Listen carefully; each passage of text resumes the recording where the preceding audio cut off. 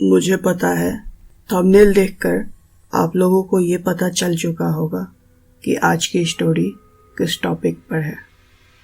दरअसल ये कहानी मुझे मेरे एक फ्रेंड ने सुनाई है, तो अगर हम इस कहानी को उसके ज़ुबानी ही सुनेंगे तो ज़्यादा मज़ा आएगा। तो ज़्यादा देर ना करते हुए चलिए कहानी को सुनते हैं।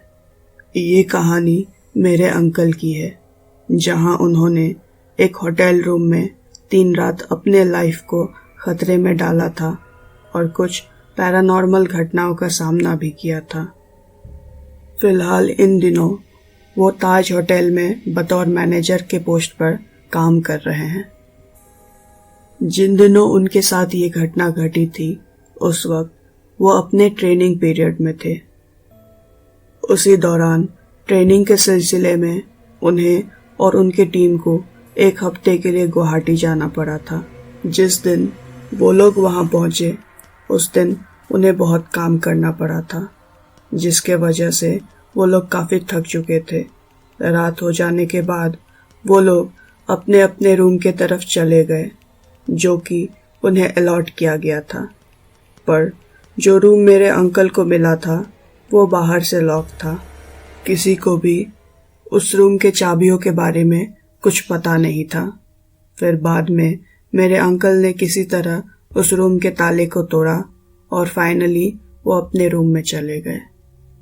उनमें से ही उनके एक कलीग फ्रेंड ने उन्हें बताया कि ये रूम काफ़ी समय से खाली पड़ा है और इसमें कोई भी आता जाता नहीं है। उनके फ्रेंड ने ये भी बताया कि लोगों का मानना है कि ये रूम हॉन्टेड है, लेकिन मेरे अंकल काफ़ी ज़्यादा थक चुके थे। उनके बातों पर ज़्यादा ध्यान ना देते हुए उन्होंने अपने दोस्तों से कहा कि उन्हें चिंता करने की कोई ज़रूरत नहीं है। उन्होंने साथ ही साथ ये भी दिलासा दिया कि अगर कुछ होता है तो वो अपने फ़ोन से उन्हें कॉल करके ज़रूर बुला लेंगे। जिसके बाद उनके दोस्त उनके बात मान गए और अपने अपने रूम में चले गए। उसके बाद सब कुछ ठीक था। मेरे अंकल सोने के लिए चले गए।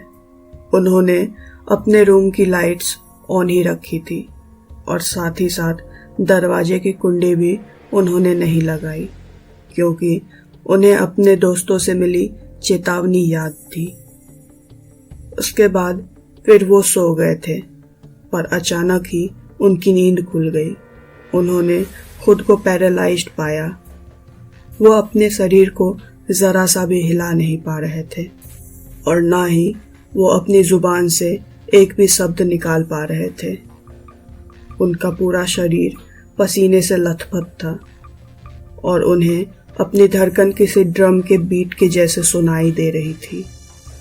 उसी वक्त उन्होंने नोटिस किया कि उनके रूम की लाइट्स ऑफ थी और रूम की कुंडी भी अंदर से बंद थी। ये बात उन्हें अच्छी तरह से याद थी कि उन्होंने रूम के लाइट्स ऑन रखी थी और ना ही उन्होंने दरवाजा को बंद किया था। पर उससे भी खतरनाक चीज जो उनके साथ हुई वो ये थी कि वो लगातार ये फील कर रहे थे कि कोई उनके बिस्तर पर चारों ओर घूम रहा है। वो लगातार बहुत कोशिश किए जा रहे थे कि किसी तरह वो अपने फ़ोन को पकड़ सके, लेकिन वो पूरी तरह से पैरालाइज्ड थे। और उसके बाद न जाने कैसे उन्होंने अपने आप को जागा हुआ पाया और जब उन्होंने बाहर देखा तो सूर्योदय हो चुकी थी। उन्होंने देखा जो दरवाज़ा कुछ समय पहले बंद थी वो अब खुली हुई थी। वो जल्दबाजी में भागते हुए अपने दोस्तों के पास गए और अपने साथ हुए घटना को उन्हें बताया। फिर उसके बाद वो वहाँ के मैनेजर से मिलके इसके बारे में जानने का सोचा भी। मैनेजर ने बताया कि ये रूम पिछले 1 महीने से हॉन्टेड है, क्योंकि यहाँ कुछ टूरिस्ट के एक ग्रुप की मौत हो गई थी। मैनेजर की इतनी सी बात ही उन सबको डराने के लिए काफ़ी थी, लेकिन मेरे अंकल ज़रा सा भी नहीं डरे। उन्होंने ये तय किया कि वो एक और रात उसी रूम में बिताएंगे। उनकी ये बातें सुनकर उनके दोस्त काफी डर गए थे और वो जानना चाहते थे कि आखिर उनके इस फैसले के पीछे का कारण क्या है, जिस पर मेरे अंकल ने बताया कि उन्हें इस बात पर डाउट है कि क्या जो कुछ भी उनके साथ पिछले रात को हुआ वो सब सच था या बस उनकी ही एक इमेजिनेशन। उनके फ्रेंड्स ने उन्हें कहा कि इन सब चीज़ों को क्लियर करना या अपने डाउट को क्लियर करने से बेहतर है कि वो दूसरे रूम में चले जाए। उनके दोस्तों ने कहा कि क्यों खामखा वो अपनी जान को खतरे में डालेंगे, लेकिन इन सब के बावजूद भी मेरे अंकल अपने जिद पर अड़े रहे। उन्होंने कह दिया कि वो एक और रात उस रूम में बिता के ही रहेंगे। जब रात हो गई तो अब फिर से वो उसी कमरे में जा चुके थे। कुछ देर में उनकी आंख लग गई और वो सो गए। कुछ समय के बाद उन्होंने अपने आप को फिर से सेम सिचुएशन में पाया, लेकिन इस बार उन्हें एक और सेंसेशन हुई कि कोई उनके सीने पर बैठा हुआ था। उन्हें कुछ आदमी उनके सपने में आकर बार बार ये बोल रहे थे कि वो गलती से भी इस रूम में दोबारा आने की हिम्मत ना करे, नहीं तो वो लोग अगली बार उसे जान से मार देंगे।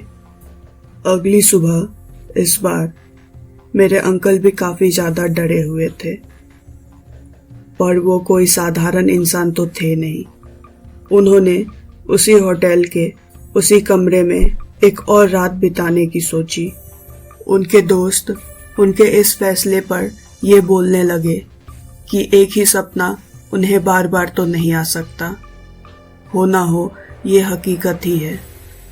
उन्होंने बोला कि वो उस कमरे में ना जाए, जिस पर मेरे अंकल ने अपने दोस्तों से कहा कि गुवाहाटी में ये हमारी आखिरी रात है, उसके बाद हम लोगों को यहाँ से जाना होगा।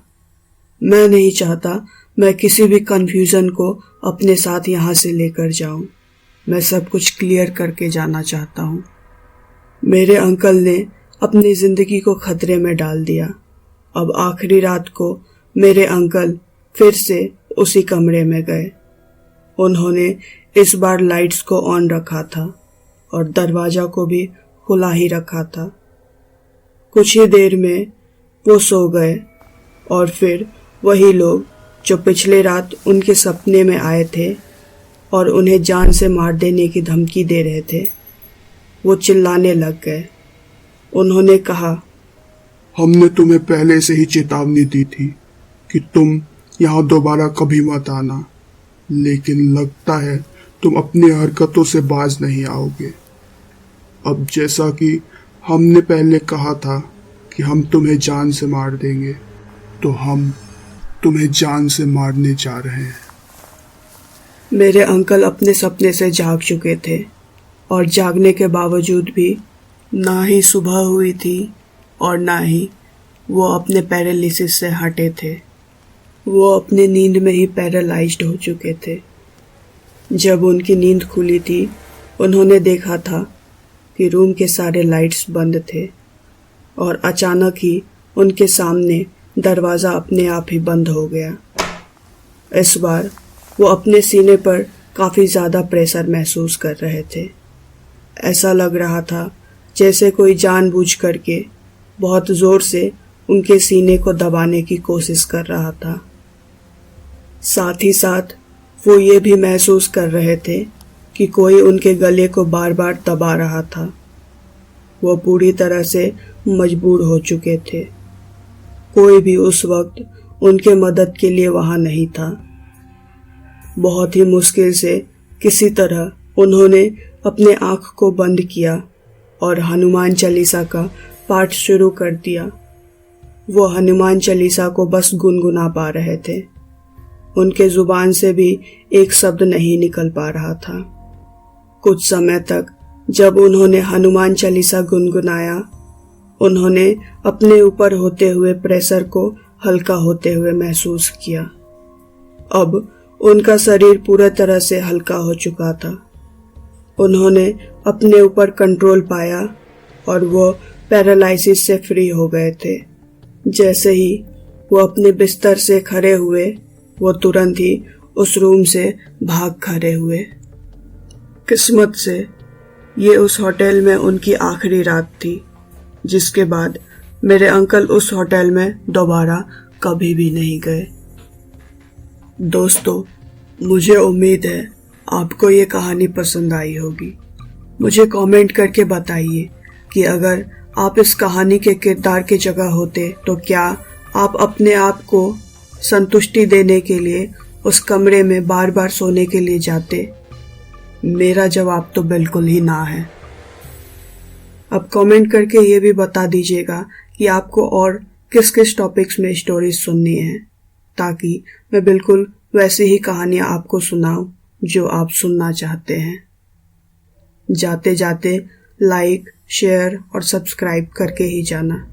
रखिएगा अपना ख्याल। तब तक के लिए मिलते हैं अगली कहानी में।